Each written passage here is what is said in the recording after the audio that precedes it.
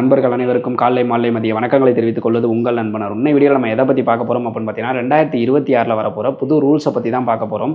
சிங்கப்பூரில் வந்துட்டு பார்த்தீங்க அப்படின்னா புதுசாக ரூல்ஸ் வந்து போட்டுக்கிட்டே இருப்பாங்க, இம்ப்ளிமெண்ட் பண்ணிக்கிட்டே இருப்பாங்க. ஸோ அந்த மாதிரி 2025 2026 போகிறப்ப என்னென்ன ரூல்ஸ் எல்லாம் வந்து புதுசாக இம்ப்ளிமெண்ட் ஆகுது அப்படிங்கிறத நீங்கள் தெரிஞ்சுக்கிட்டீங்க அப்படின்னா எந்த ப்ராப்ளம் இல்லாமல் நல்லபடியாக வந்து உங்களால் சிங்கப்பூரில் ரன் பண்ண முடியும். ஏன்னு கேட்டால் இந்தியாவில் இருக்க ரூல்ஸ் வந்து சிங்கப்பூரில் அப்படியே கிடையாது. இந்தியாவுக்கும் சிங்கப்பூருக்கும் நிறைய டிஃப்ரென்ஸ் இருக்குது. அதுவும் குறிப்பாக பார்த்தீங்க அப்படின்னா ரூல்ஸில் வந்து நிறையா மாற்றங்கள் இருக்குது. அப்படி இருக்கப்ப தெரியாமல் புதுசாக நீங்கள் போய் ஏதாவது தப்பு பண்ணுறீங்க அப்படின்னா, இல்லை நீங்கள் ஆல்ரெடி சிங்கப்பூரில் இருக்கீங்கன்னு வச்சுக்கோங்க, நீங்கள் பழைய ரூல்ஸே நினச்சிக்கிட்டு இருப்பீங்க. ஆனால் புது ரூல்ஸ் மாறினது தெரியலை அப்படின்னா நீங்கள் ஏதாவது தப்பு பண்ணுறீங்க அப்படின்னாலோ இல்லை புது ரூல்ஸ் தெரியல அப்படின்னாலோ ஏதாவது ப்ராப்ளமில் போய் மாட்டிக்கிறதுக்கான வாய்ப்புகள் ரொம்ப அதிகமாக இருக்குது. அதனால சிங்கப்பூருக்குள்ளே இருக்க நீங்கள் சிங்கப்பூரோட சட்டத்திட்டங்கள் என்னென்ன, அதோட அப்டேட்ஸ் என்னென்னு தெளிவாக தெரிஞ்சுக்கிட்டு அதுக்கப்புறம் நீங்கள் சிங்கப்பூரில் இருந்தீங்க அப்படின்னா எந்த பிரச்சனையும் இல்லாமல் நல்லபடியாக உங்களால் சிங்கப்பூரில் இருக்க முடியும். ஓகேங்களா?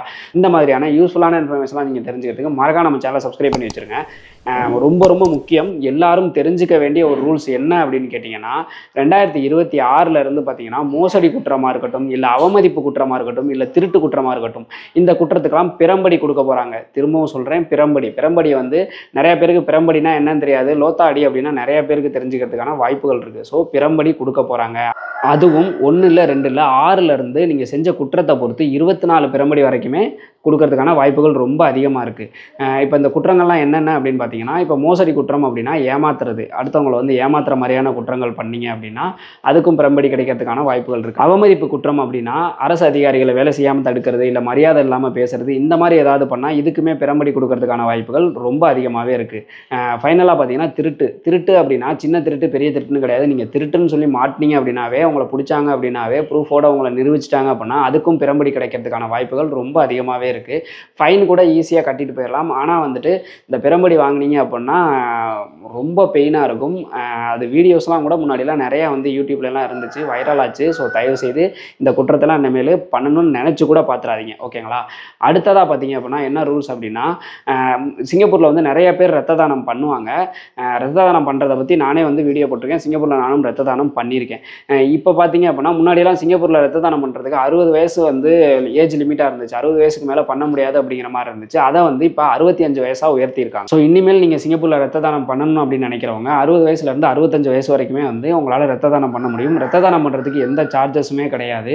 நீங்கள் லீவு நாளில் கூட போய் உங்களால் ரத்த தானம் பண்ண முடியும். அதனால் தயவுசெய்து வந்து ரத்த தானம் பண்ணுறதை வந்து நீங்களும் வந்து கண்டினியூஸாக, இப்போ நிறைய பேருக்கு ரத்தம் வந்து தேவைப்படுது, அதனால் ரத்த தானம் பண்ணுறதை நீங்களுமே கண்டினியூ பண்ணுங்கள். இனிமேல் 65 வயசுக்கு மேலே இருக்கவங்களும் ரத்த தானம் பண்ணலாம். அடுத்தது புதுசாக சிங்கப்பூர் போகிறவங்களுக்கு புதுசாக வந்து ஒரு ரூல்ஸ் கொண்டு வந்திருக்காங்க. குறிப்பாக இ பாஸில் போகிறவங்களுக்கு.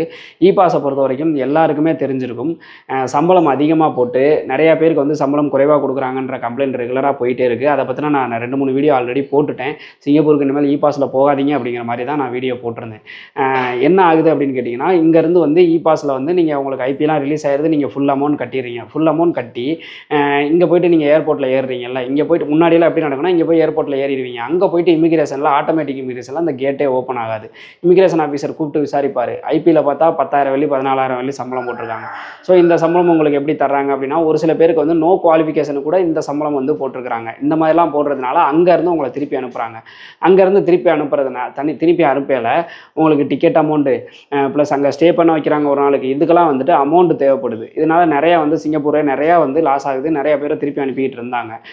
ஸோ அப்படி இல்லாமல் இனிமேல் உங்களை தமிழ்நாட்டிலேருந்தே உங்களை திருப்பி அனுப்புறதுக்கான வாய்ப்புகள் ரொம்பவே அதிகமாக இருக்குது. இந்த ரூல்ஸ் வந்து அடுத்த வருஷத்துல இருந்து தான் வருது அப்படிங்கிற மாதிரி சொல்லியிருந்தாங்க. ஆனால் இப்போயே நிறையா ஏர்போர்ட்டில் வந்துட்டு திருப்பி அனுப்ப ஆரம்பிச்சிட்டாங்க. குறிப்பாக சென்னையாக இருக்கட்டும், திருச்சியாக இருக்கட்டும். திருச்சியில் இருந்தாலும் நிறைய பேர் வந்து இங்கேயே டீபோர்ட் பண்ணிடுறாங்க. ஜஸ்ட்டு வந்து நீங்கள் இ பாஸில் இருக்கீங்கன்னா ஐபியை பார்க்குறாங்க, உங்கள் குவாலிஃபிகேஷன் என்னன்னு பார்க்குறாங்க, ஐபியில் இருக்க சம்பளத்தை பார்க்குறாங்க. அவங்களுக்கு டேரெக்டாக ஸ்ட்ரிக்டாக இன்ஸ்ட்ரக்ஷன் கொடுத்துட்டாங்க. $5,000 இந்த ஒரு குறிப்பிட்ட அமௌண்ட்டு சொல்லி இந்த அமௌண்ட்டுக்கு மேலே இருந்துச்சு அப்படின்னா அவங்கள வந்து அனுப்ப வேண்டாம் அப்படிங்கிற மாதிரி சொல்லிட்டாங்க. ஸோ இப்படி சொன்னதுனால இங்கே நீங்கள் ஏஜெண்ட்டாக பணம் கட்டிடுவீங்க, டிக்கெட் போட்டுருவீங்க. டிக்கெட் போட்டுட்டு நீங்கள் வந்து சிங்கப்பூர் போகணுன்னு முயற்சி பண்ணுறப்ப, சிங்கப்பூர் நீங்கள் போகிறப்ப ஏர்போர்ட்டுக்கு போனதுக்கப்புறம் தான் உங்களுக்கு தெரியும். ஃபுல் அமௌண்ட்டும் நீங்கள் கட்டினா தான் ஏஜெண்ட் வந்து உங்கள்கிட்ட வந்து டிக்கெட்டே கொடுப்பாரு. இல்லை நீங்களே டிக்கெட் போட்டு போக முடியும். அப்படி இருப்ப ஃபுல் அமௌண்ட்டே நீங்கள் கட்டிடுவீங்க, டிக்கெட்டும் போட்டுருவீங்க, பேக்கிங்லாம் பண்ணி ஃபேமிலியோடு போய் உள்ளே போனீங்க அப்படின்னா உள்ளார உங்களை விட மாட்டாங்க. அப்படி விடலை அப்படிங்கிற பட்சத்தில் உங்களால் சிங்கப்பூரே போக முடியாது.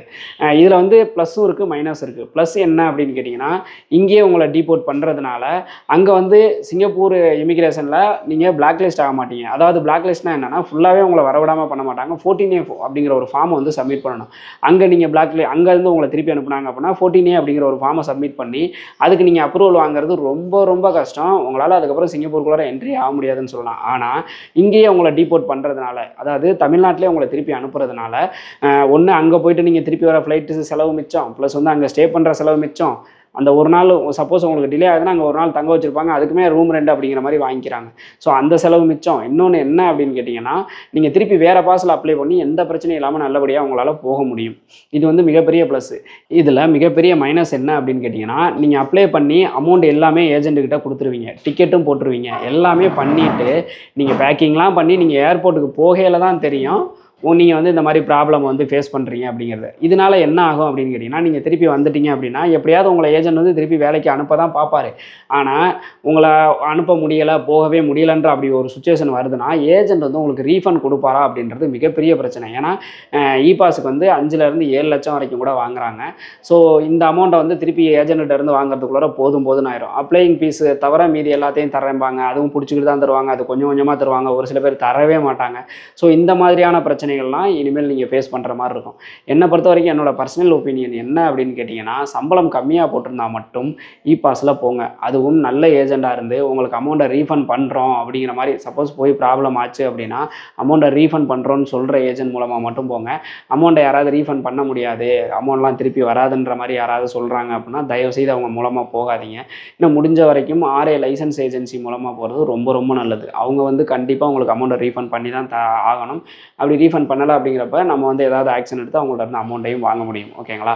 ஸோ இப்போதைக்கு வந்து ரீசெண்டாக வந்திருக்க எல்லாமே வந்து புது ரூல்ஸ் எல்லாமே இதுதான். இது மாதிரி வேறு ஏதாவது அப்டேட்ஸ் வந்துச்சு அப்படின்னாலும் உடனே நம்ம சேனலில் நம்ம போட்டுறோம். இந்த மாதிரியான யூஸ்ஃபுல்லான இன்ஃபர்மேஷன்லாம் தெரிஞ்சுது மறக்காம நம்ம சேனலை சப்ஸ்கிரைப் பண்ணி வச்சுக்கோங்க. பாய்.